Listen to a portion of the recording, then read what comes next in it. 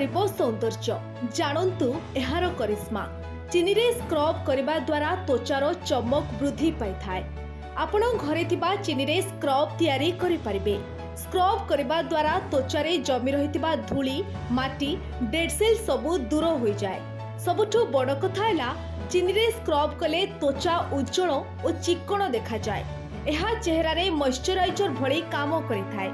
तेणु घरोई उपचार पाई आपण चीनी रु तैयारी केते प्रकार रो स्क्रब तैयारी करी व्यवहार करि परिबे।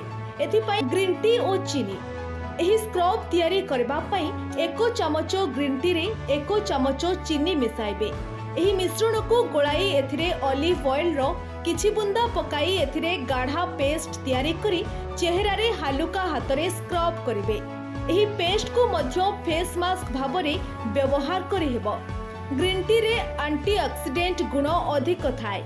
एही चीनी स्क्रब चेहरा रे लगाइबा द्वारा मुहरे थिबा व्रण दाग सब हटि जाए।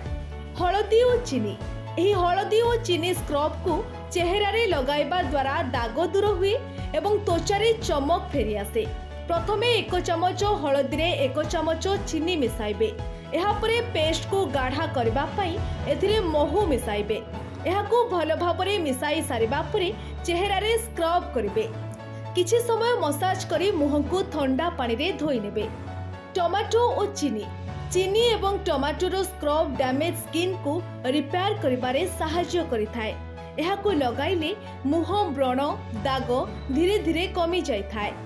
चेहरा रे लगाइबा पाई एथिरे टमाटो रस सहित चीनी मिसाइबे।